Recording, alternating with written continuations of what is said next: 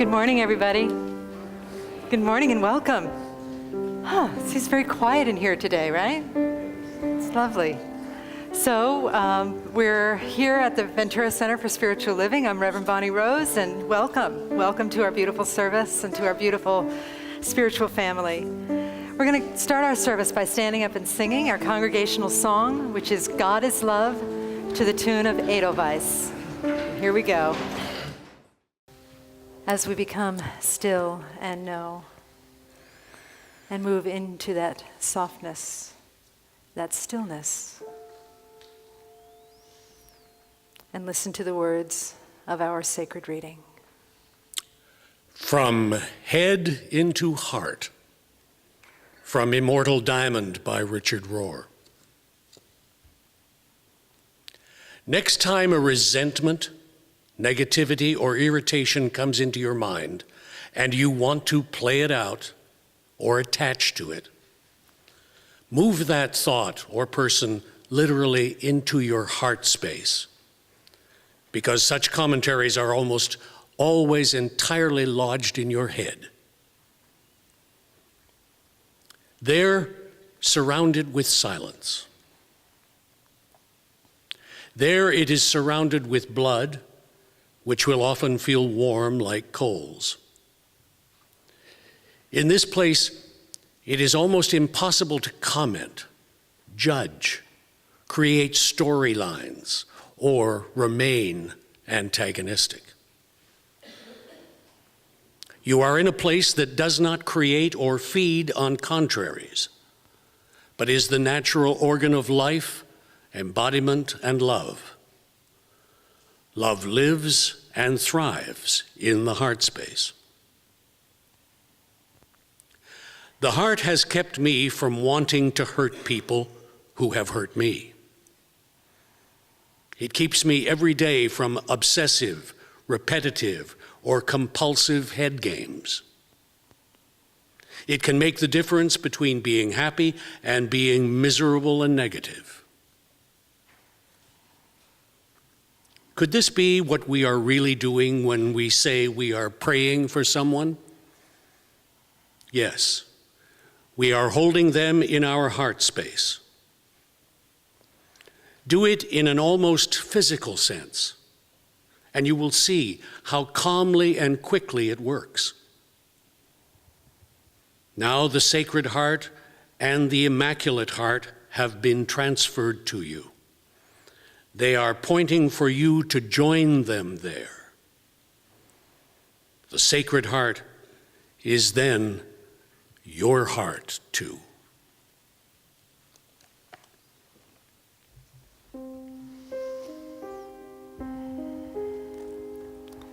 And so let us breathe into the heart space, feeling the heart expand and drawing the entire world into our heart. Drawing the people that we love, the people that challenge us, the parts of ourselves that we love, the parts of ourselves that challenge us. Using the sacred heart space to embrace and embody the wholeness that is existence. And we breathe into this space, into this sharing as we sing, I am remembering. And as we do, we bless the entire world.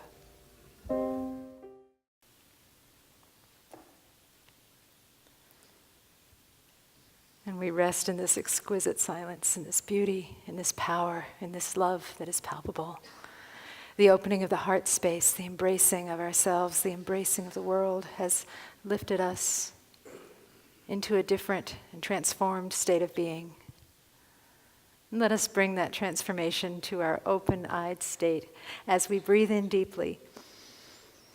And then exhale, gently opening our eyes, loving what is as it is, and so it is.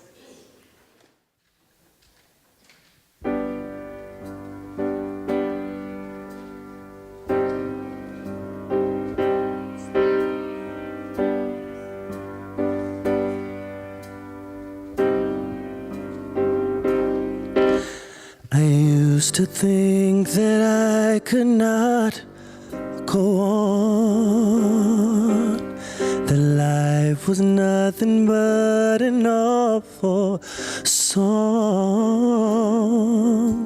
But now I know the meaning of true love.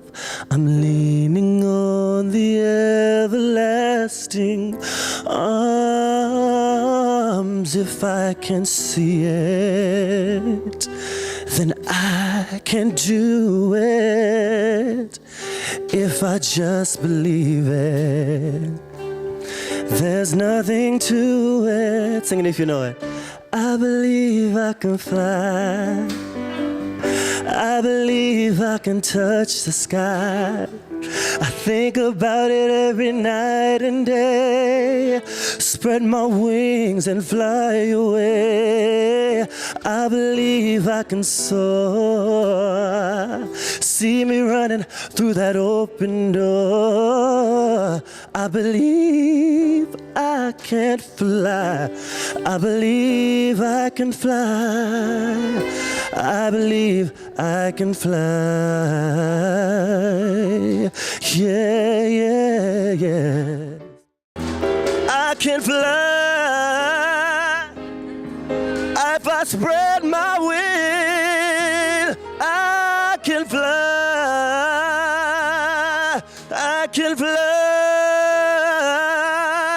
I'm gonna do it, yeah, yeah, yes. If I just spread my wings, I will fly.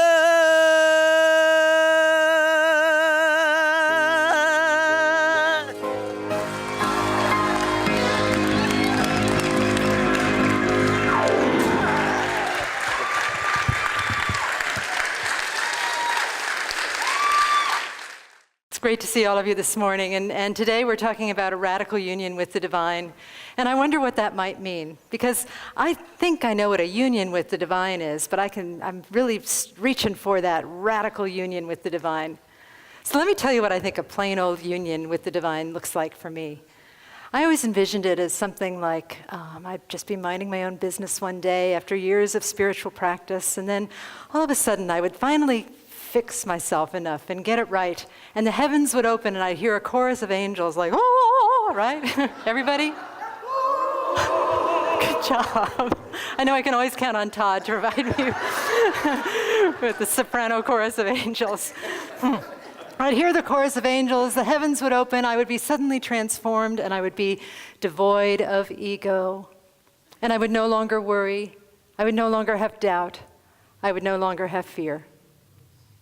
And as I've matured, I realize that's not going to happen. And that's really good news. That is beautiful news for all of us, because we're spiritual seekers and we love the mystery, and we are opening up to something greater, something radical, something mystical, something even more powerful than what I described. I think we're opening up to the spiritual truth of a true radical union with the divine that involves something other than perfection. It involves what I spoke about last week, how every single part of us belongs in the kingdom of heaven. And through this radical union of divine, we embrace the wholeness and we make peace with everything. We learn to love life exactly as it is, and we learn to love ourselves exactly as we are. We get to show up in all of our flawed wonder and still know that we are part of the kingdom of heaven, that we are part of the divine plan. And what Richard Rohr says in this book, Immortal Diamond refers to the true self. He says in this book that a radical union with God is the reunion with the true self. And by the true self, he means what I call the true self, which is the self that embraces the true self and the false self. So a radical union with God is the embrace of the true self. And in order to receive that radical union with God, we need to be willing to do something. Here's the catch. We need to be willing to suffer the risk of intimacy and vulnerability. Anybody feel like throwing up in your mouth a little?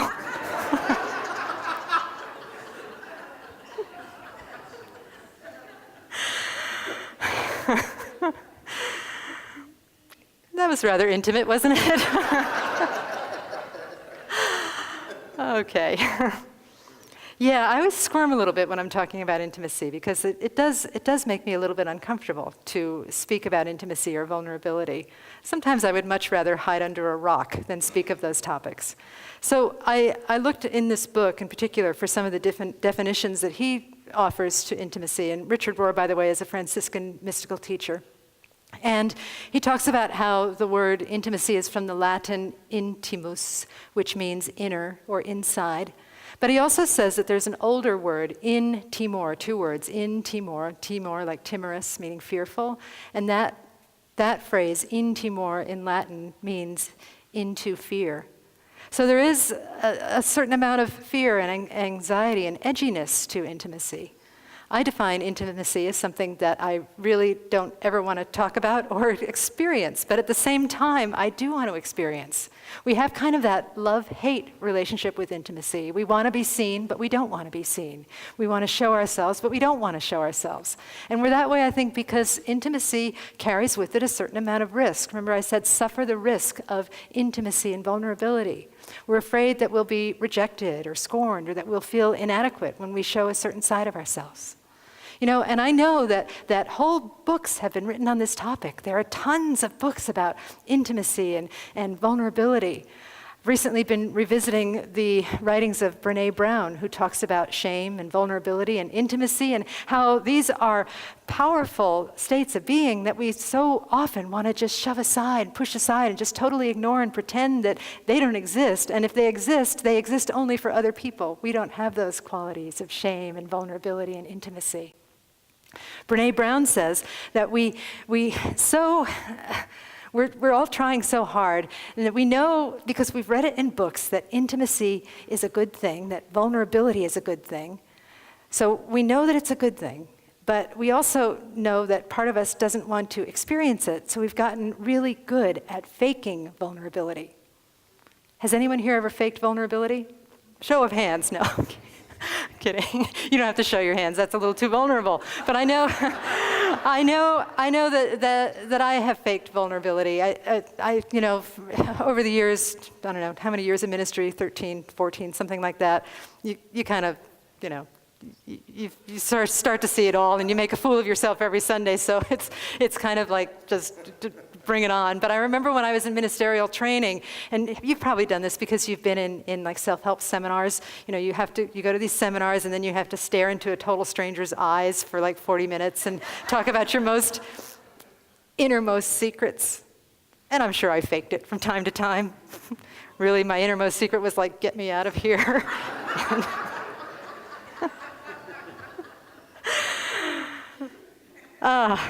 So we're all running around understanding that intimacy is a beautiful thing that we want, but at the same time we don't really want it, and we know how to fake it, and we know how to be real with it, and we're just mixed up in this tangle, in this jungle of what do we do, and I think that the most powerful thing, the thing that always brings me back to my knees where I absolutely belong, to that place of humility and receptivity, is to recognize that intimacy and vulnerability are part of the great paradoxical scheme of existence, part of this great non-dual thing that we call life, where paradox reigns supreme. In the 12-step meetings, they talk about we are powerless over our addiction. We acknowledge that we are powerless over our addiction. And people often will question me about that, saying, but we're powerful beings of the Most High. We are powerful beings of God. But we find our powerful nature as we surrender. So the truth about our powerlessness is that it brings us greater power. We find power in powerlessness. We find peace in vulnerability, in our strength, in our weakness. Our strength is perfected, paraphrasing the Bible. In our strength, our weakness is perfected. And through intimacy and vulnerability, we find this core of existence that is so powerful, so beautiful, so strong that we can barely even take it in. It is so incredible. Richard Rohr says in this book that resurrection, the true metaphorical meaning of resurrection is not denial of our woundedness. It is not woundedness denied. It is woundedness received and transformed. And if we don't transform it, if we don't look at our wounds, if we don't see them, we transmit them. And we are beyond that. We are divine beings of God. We are seeking that expanded heart of the Most High that seeks to learn and love and embrace this entire world like we did when we sang that song. So we are willing to be vulnerable with ourselves. We are willing to be intimate with ourselves and at least one other person. We are willing to look at our woundedness without making ourselves wrong for having woundedness so that we can receive it and transmit it and experience that radical union with the divine that we're speaking about. I think the key is that it's not suddenly becoming perfect. It's about recognizing that we are abundantly flawed, fully human and fully divine, as the Christ was, Jesus the Christ was, and that we receive that, and that leads us to that greater, expansive, beautiful experience of life. Now would be a really good time for me to tell a personal story about this. And I do have one. And first I want to start by telling you that it's not about anybody in this room. Lately, people have been coming up to me and saying, "Was that story about me?" And if it is about you, I will warn you first. How's that, okay? All right, but it's not. It's not about anybody here. It's about a time when I became vulnerable and intimate, and I got slapped. And I'm not going to say much about it to protect the confidentiality of the other person who does not go to church here. But I exposed a very vulnerable part of myself. I shared something with this person. This person had been supportive of me in the past. And when I shared this about myself, she slapped me. She slapped me big. I want to say it in a different way, but I'm not going to say it. Those of you who know me know what I'm thinking about, right? Okay. All right. So she slapped me, and what I came away with that, verbally slapped me, what I came away with was the idea that there's something wrong with me. There's something wrong with me because this person rejected this part of myself that was very vulnerable and very sweet and very tender, and I exposed it. She didn't like it. It must mean there's something wrong with me. And I watched myself go through various stages with this experience. There were really, at the time, I felt that there were two choices. I could either hate her or I could hate myself. And I'm using the term hate lightly. I'm speaking in the language of tantrum. Tantrum, right? Anybody familiar with that language? Anybody here fluent in tantrum? Okay, I see a few hands going up, right? It's not really hate. It's just that feeling of blame and rejection, and you're wrong and I'm right. Or the flip side, which is very close to you're wrong and I'm right. I'm wrong and you're right, right? So I felt myself going back and forth between those two things. And then I also found, that was choice A, I also found choice B. Or maybe that's choice C, I don't know. I found choice C, which was to get all spiritual about it.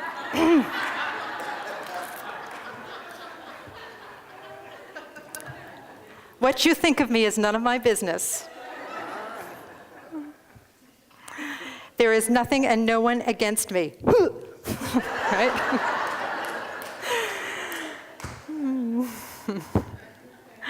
And those are true statements. I believe that what you think about me is none of my business and that there is truly nothing and no one against me. But I've also found that we can use those statements as a vulnerability protection device. We can use those statements to self-medicate. We can use statements like those and others. We can use those statements as a shield to protect us from really getting intimate, from really going within and seeing what's going on inside there, what's running around in there, right? Anybody ever do that? Anybody ever self-medicate with principle? Anybody ever try to medicate somebody else with principle because you couldn't tolerate their anxiety? Okay, I've done it. I've done it all. Yes. So then I thought about choice D, which is daring. D is for daring. D is daring to be vulnerable and to be real. And so I watched myself go back and forth from making her wrong and making me right. And I realized that I could just sit in those polar opposites and just stay in that liminal threshold space. The reason I'm speaking about this on Palm Sunday is that Palm Sunday is what we would call a liminal experience. Liminal means threshold, and it's Jesus being fully human and fully divine, getting on a donkey and riding into Jerusalem to experience the crucifixion, right? So there's a lot of anxiety and a lot of pressure in that. So when we are getting crucified, when somebody feels against us, when something feels like it is bringing up feelings that we don't want to feel, we just sit with what is. We sit there and we rest in it, in that threshold, because the threshold is where the transformation occurs. It is our willingness to be in the threshold and make a choice to either go back to the way of comfort, which means blame and self-medication, or to cross over the threshold into something new. But it is through our willingness to sit in that space, to watch and pray, to be with what is, to love what is, to rejoice in what is, to celebrate what is, even if we don't like it, to sit in the discomfort and allow something greater to emerge. And for me, something greater did emerge. I started thinking about the thing that I often say in this congregation about how when we look at the glass, is it half full or is it half empty? And we ask that question. The answer to that question is yes. The glass is simultaneously half full and half empty. So I looked at my friend that slapped me and I said, is she right or is she wrong? And the answer to that question is yes. Part of what she said was right. Part of what she said was wrong. And then I looked at myself and my tendency to make myself wrong or bad for saying what I said. I said, Bonnie, are you right or are you wrong? And the answer was yes. Part of what I said was right. Part of what I said was wrong. And then I also looked at the self-medicating that I wanted to do. There is nothing and no one against me. Well, it sure feels like someone's against me. It sure feels like she's against me, and it sure feels like sometimes there is something against. But at the same time, it is simultaneously for us. It is both. It is yes and. It is for us and against us at the same time. And the other phrase that I used from Terry Cole Whitaker, what you think of me is none of my business. Is that true? Well, yes, it is true. What you think of me is none of my business. But at the same time, what you think of me is all of my business, because there is only one of us here. And you are a reflection of me, and I am a reflection of you. So sitting in that beautiful spaciousness, in that creaky, crazy, edgy part where we don't get the comfort of polarizing, brought me to such a level of bliss and such a level of understanding and awakening grace that I absolutely crossed over that threshold. And the reason that I knew I crossed the threshold was because I was exceedingly grateful for the situation. That's the reason why I can talk about it today. Why I can talk about it and feel good about it is because I was grateful that she criticized me. I was grateful that I criticized myself. I was grateful for all of the reactions that I had, for the entire scenario, because it brought me to this place of deeper understanding where I understood that everything is happening all at once. The glass is half full and half empty at the same time, and out beyond the ideas of wrongdoing and right doing, there is a field. I will meet you there, and when the soul lies down in that grass, the world is too full to talk about. Yep. You got it? Good. Now you go out and do it, okay? What you do is first you get yourself criticized, okay? And in order to avoid criticism, really the only way to avoid criticism is to say nothing, be nothing, do nothing, and think nothing, okay? So chances are you will be criticized from time to time in your life, or you will feel vulnerable, or you will feel overexposed, and you'll have to do something about it. And so I looked at this scenario that I'm describing, and I looked at the underlying principle of what really made it work. And I think that there was something that allowed me to stay in that liminal space, in that threshold space, and feel the discomfort. And that something that allowed me to stay and watch and pray was none other than our friend, compassion. When I felt myself wanting to veer in one direction of blaming her or veer in the other direction of blaming myself, I just turned within and energized the heart space, as it said in that reading that Hugh just did for us, and just felt compassion. Compassion for her, for having to give me that feedback that I didn't really want to hear. We know how hard that is, right? Anybody here ever raise a child and tell them something they don't want to hear? You know, it's hard. They hate you for it, and they speak the language of tantrum. She took a huge risk telling me what she told me. So compassion for her, and compassion for myself, understanding that we're all just trying so hard, and we're trying to get it right, and we're trying to be good, holding that compassion, and then just feeling compassion for the whole beautiful scenario that we call existence, planet Earth, the universe, whatever it is we want to call it. It is so worthy and deserving of our compassion. And the other thing about compassion is that it feels, again, like it is one of those two things at once, glass half full, glass half empty at the same time. You know, the word compassion from the Latin is from, it means to suffer with, to suffer with. So the word suffer can mean different things. In one of the classes I just taught, we talked about the ancient meaning of the word suffer, which means to allow, right? And in teaching this same class, I think I startled the students because I said, you know, I actually am somewhat of a fan of suffering. I believe in suffering, which is very, very different than what a lot of religious science people teach. And I'm not saying that, like, after the service you need to go home and beat yourself with a rope for your impure thoughts, Mia, but I heard you laugh over there.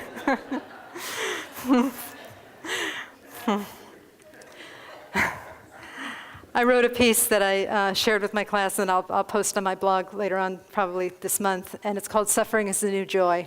Suffering is the new joy, based on Orange is the New Black, right? Nice show about prison if you want to watch it. But anyway, suffering is the new joy. And what I really got in rereading that piece and contemplating on why I said out loud in front of a bunch of religious science people that I'm a fan of suffering and, you know, risk the vulnerability of that, is that to me, suffering is much more about allowing. It is the willing to be present with whatever happens. The willing to be present with our flaws, the willing to be present with our wonder, the willingness to be present with all of the absurdities of living, all of the incredible absurdities of being fully human and also knowing that we're divine at the same time. Being present with all of that, with the whole thing, in ourselves and with other people. And when we are present with what is, I believe that that is what calls forth presence. Being present calls forth presence. And in that moment, we have come to that radical union with the divine, radical union with that which has never left us. We are present with it and we become it. And we know that it is not that sort of black and white, only bring the good parts to the absolute reality, but we know that the absolute reality, the fact of non-duality, embraces everything. Our darkness and our light. So that's my little ditty for this morning. I thought I'd end telling a story that I often tell at this time of the year because not only is it Palm Sunday, but Passover is beginning soon. Passover is coming at the end of this week. Passover Seder, story of the exodus of the Hebrew people from Egypt. And the story is from Rachel Remen, one of my favorite authors, who wrote My Grandfather's Blessing. And it's a bunch of stories about wisdom that she learned from her grandfather, who was a Kabbalistic rabbi. And he told her the story, a behind-the-scenes story of the Exodus, where, you know the story, right? You've seen the movie, I'm sure, or read about it or heard about it in church, where Moses is trying to free the Hebrew people from Egypt, and God is sending all kinds of plagues, like locusts and frogs and all kinds of stuff. And finally, Passover is because the angel of death comes and kills the firstborn of any family that doesn't have the blood over the door. So all of this goes down. Finally, Pharaoh says, Moses, you can take your people, you can go. And the behind-the-scenes stories is that Moses went to his people, went to the Hebrew slaves that had been in bondage, wanting to be free for so long, and he said to them, we've done it, we're free. And the slaves said, yeah, maybe slavery's not so bad. Sure, they said it like a valley girl, like I just did, right? Oh my God, totally. It's like, maybe slavery's not so bad. And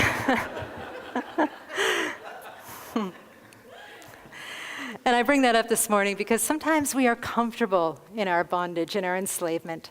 Sometimes we are comfortable. That's why that whole rant about how vulnerability and intimacy causes us to feel uncomfortable. You know, and what I hope for you, my deepest hope, my deepest heartfelt hope for all of you, is that, like the Hebrew people, they did overcome their discomfort. They were willing to cross that threshold and move into that new space, into that space of freedom, into that space of receiving, into that place of a new union with God, a radical union with God. And that's what I hope for you. That's what I know for you. That's what I trust for you. That as a result of our work together, you will take the risk. You will let go of that which has been holding you back, that which has been so comfortably holding you in bondage, and you'll take the risk and cross into that liminal space, into that threshold space, and be with whatever it is, and choose to keep moving forward. Choose that radical union with the divine that has always been exactly who you are. I'm going to close with a quote from Immortal Diamond that I think sums this up pretty well. And in this quote, Richard Rohr says, "The big and hidden secret is this: an infinite God seeks and desires intimacy with the human soul. Once you experience such intimacy, only the intimate language of lovers describes what is going on for you. Mystery, tenderness, singularity, specialness, changing the rules, nakedness, risk, ecstasy, incessant longing, and of course also suffering, which means being present. But this is the mystical vocabulary of the saints." So like the saints, like the poets, like the artists, like the mystics, we are here sharing this beautiful planet Earth. We are breathing the same air that Jesus and the Buddha and Moses breathed. We are that beautiful I am presence that longs to be known, that is a hidden treasure, and that expresses us through all of us. So will we receive it? I think we should say yes. Thank you. Let's turn within and pray. Thank you.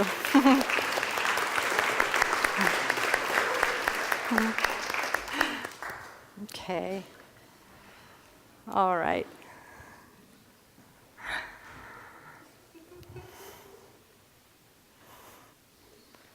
Okay, so let's just take some nice deep breaths and breathe in and exhale.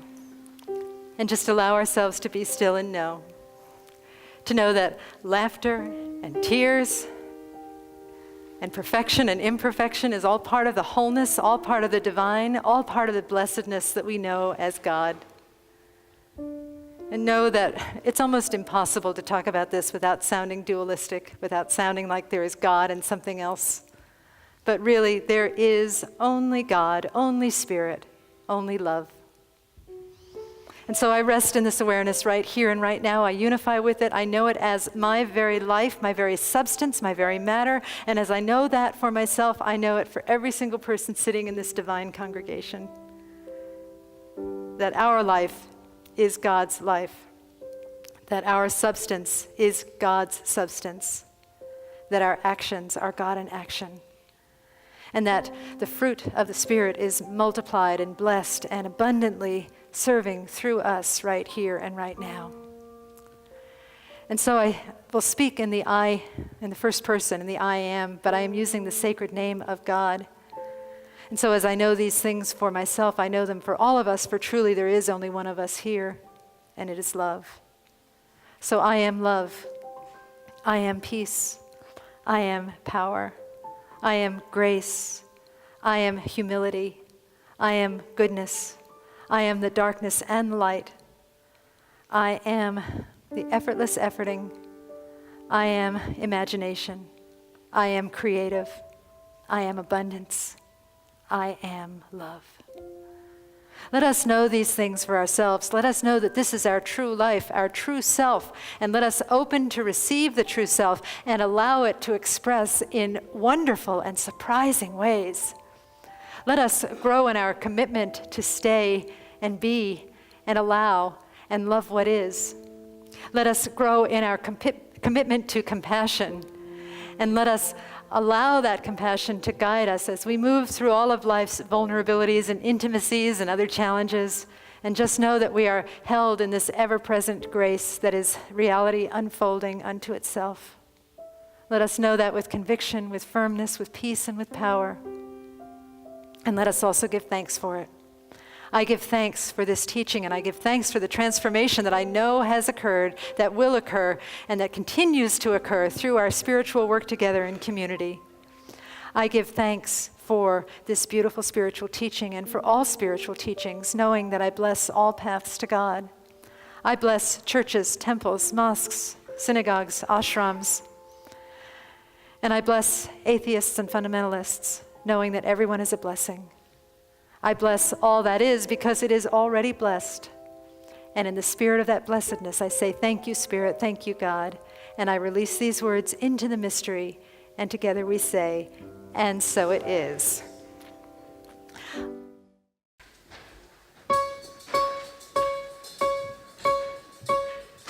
Think about it. There must be a higher love down in the heart or hidden in the stars above. Without it, life is wasted time. Pick it up. There was season. Here we go. Things look so bad everywhere in this whole world. What is fair? We walk the line and try to see, falling behind what could be. Oh, bring me a higher love, you know. Bring me a higher love. Oh, bring me a higher love. Where's that higher love? I've been dreaming of. The world is turning.